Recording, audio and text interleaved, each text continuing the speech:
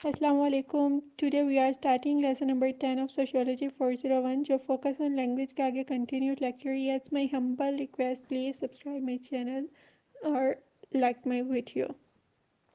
पहला टॉपिक है changes in language. इसमें दो टर्म्स यूज़ हुई हैं, सिंक्रोनिक एनालिसिस और डायक्रॉनिक एनालिसिस. सिंक्रोनिक एनालिसिस में लैंग्वेज के स्ट्रक्चर और इसकी ग्रामर को समझते हैं और डायक्रॉनिक एनालिसिस में देखते हैं एक लैंग्वेज में वक्त के साथ साथ क्या बदलाव आए हैं, क्या तब्दीलियाँ आई हैं. जैसे कि अब फ़ारसी लैंग्वेज जो है वो बिल्कुल ख़त्म होने को है. अब है लैंग्वेज फैमिलीज़. लैंग्वेज फैमिलीज़ काफ़ी ज़्यादा हैं. ये क्या है कि जब बहुत सी लैंग्वेजेस आपस में मिलती हैं तो एक नई लैंग्वेज बनती है. आपने समटाइम सुना हुआ है कि आप इंग्लिश पढ़ रहे हैं लेकिन इंग्लिश का कोई लफ्ज़ लैटिन से निकला हुआ है, कोई ग्रीक से निकला है, कोई फ़िलासफ़ी से निकला हुआ है. इसी तरह जो उर्दू है वो काफ़ी ज़ुबानों का मजमूआ है. उर्दू भी काफ़ी ज़ुबानों से मिलकर बनी है. तो जब पहले क्या होता था कि एक जगह पे जब जंगें होती थी, काफ़ी तरह के लश्कर, सिंधी, बलोची, पंजाबी सारे इकट्ठे होते थे. सभी की अपनी अपनी ज़ुबानें होती थी. कोई कोई वर्ड यूज़ कर रहा है, कोई तो जो नया बंदा है वो सारी ज़ुबानें पिक करके फिर एक वहाँ जो है नई ज़ुबान बन जाती थी. नेक्स्ट है लेवल्स ऑफ कम्प्लेक्सिटी. लिंग्विस्टिक यानी ज़ुबान से ये पता लगता है कि जो हमारे पास लेस टेक्नोलॉजिकल सोसाइटी हैं वहाँ किसी भी तरह की लैंग्वेज जो है वो इस्तेमाल हो जाती है. वो उर्दू, पंजाबी, इंग्लिश सारी मिक्स करके ही बोल रहे होते हैं.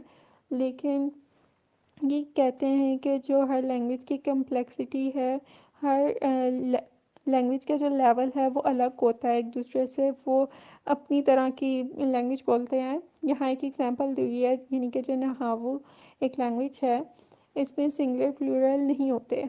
जैसे हम कह देते हैं इंग्लिश में सिंगुलर प्लूरल होते हैं, हमारी लैंग्वेज में भी होते हैं वाहिद जमा, लेकिन नहावू लैंग्वेज में जो है वो नहीं होते. तो वो जब उन्होंने पूछना होता है कि कितने लोग जा रहे हैं तो वो लंबा करके पूछ लेते हैं, how many people are going.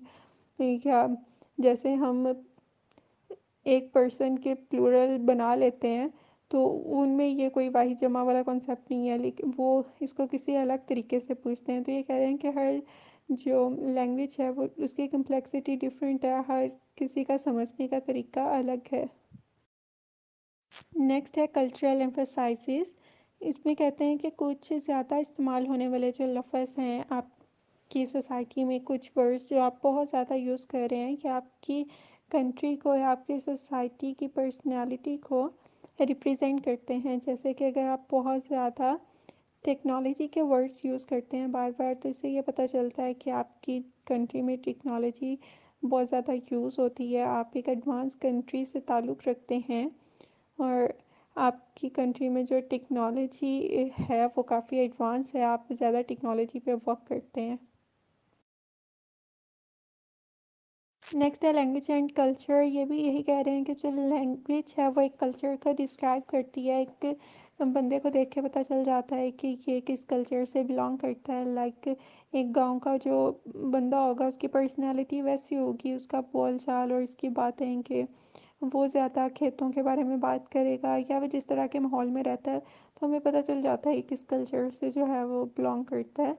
तो ये क्या है कि किस तरह हम अपनी थॉट को शेप देते हैं, किस तरह हम अपनी एक्सपीरियंस को अपनी ज़ुबान में बयान करते हैं. एक बंदा जो ज़्यादा टेक्नोलॉजी के वर्ड यूज़ करता है वो पता चल जाता है कि ये जिस कंट्री से बिलोंग करता है वहाँ टेक्नोलॉजी बहुत ज़्यादा यूज़ होती है.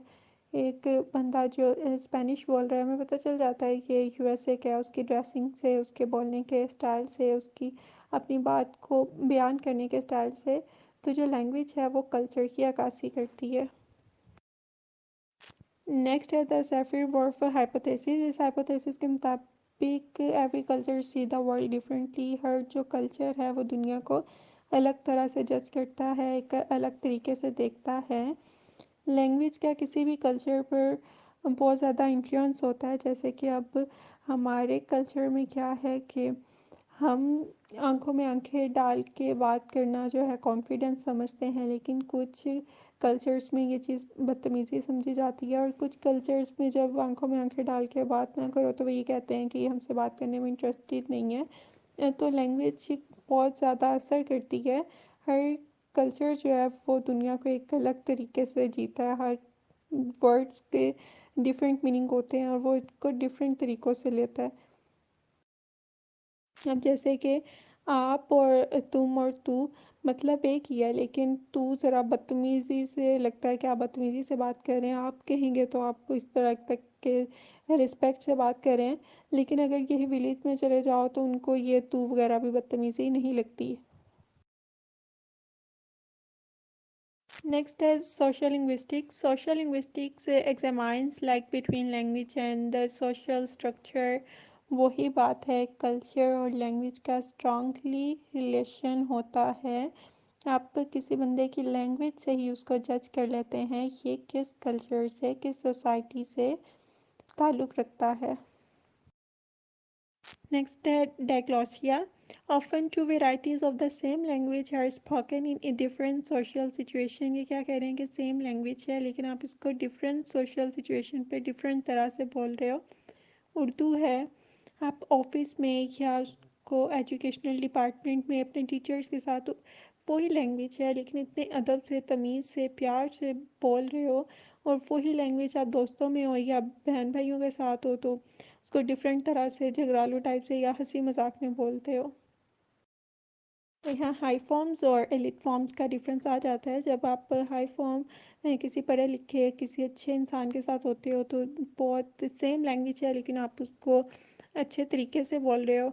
और जब आप एलिट फॉर्म में हो, दोस्तों वगैरह में हो, तो आप उसी लैंग्वेज को ज़रा अलग अंदाज से बोलते हो। नेक्स्ट लास्ट है लैंग्वेज एंड नेशनलिज्म।